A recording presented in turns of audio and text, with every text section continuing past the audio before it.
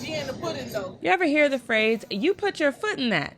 In the Black community, that basically means you left a piece of yourself, perhaps even a bit of your soul, in the food you prepared. Thus, soul food, which makes sense. Historically, food in the Black community was birthed out of making lack, trials, and tribulations taste good. But if it wasn't for trials and tribulations, it's possible that LaTanya Ward never would have created Filthy Rich Banana Pudding. I'm from Baldwin Village, the jungles in South Central Los Angeles.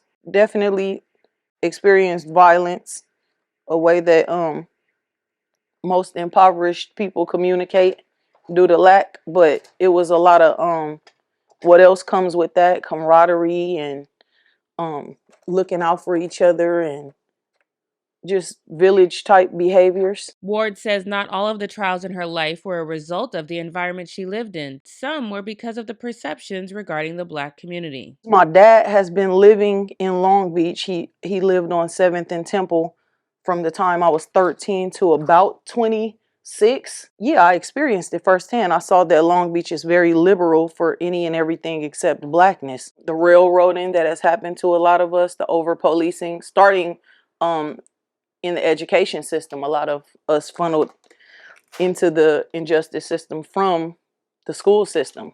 And that's my story as well. I caught my first case at 12 years old at school.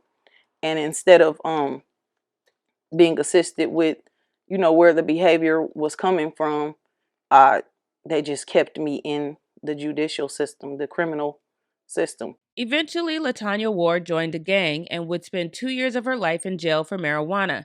Given the lack of Black dispensary owners, she feels she was not only over-policed, but had no support after her release. The federal probation officer that came to our orientation told us that there are two types of probation officers. Those that are trying to integrate you back into society and those that are trying to protect society from you.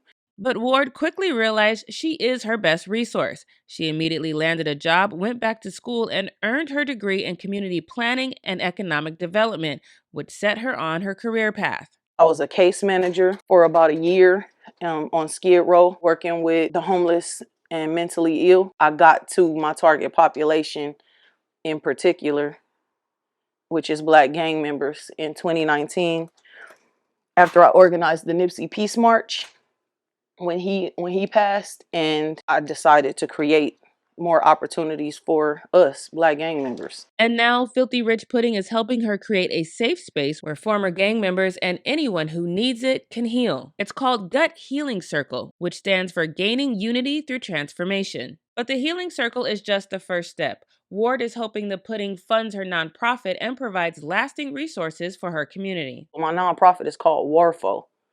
We are responsible for one another. And that's why I'm trying to scale Filthy Rich Banana Pudding up, because that will allow me to create opportunities, and turn my nonprofit into a social enterprise, create opportunities for reentries and, like I said, the undesirables, Black gang members. More than anything, I hope to assist people with personally developing, and I believe that they'll seek and find any other opportunities. I think that the sky is the limit after, the elevation of the mind. But the important question, how does it taste?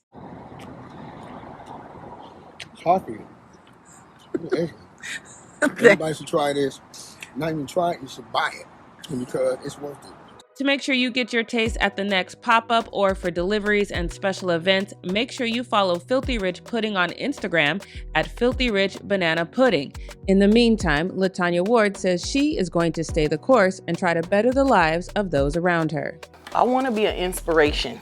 I want to be known for something good nowadays.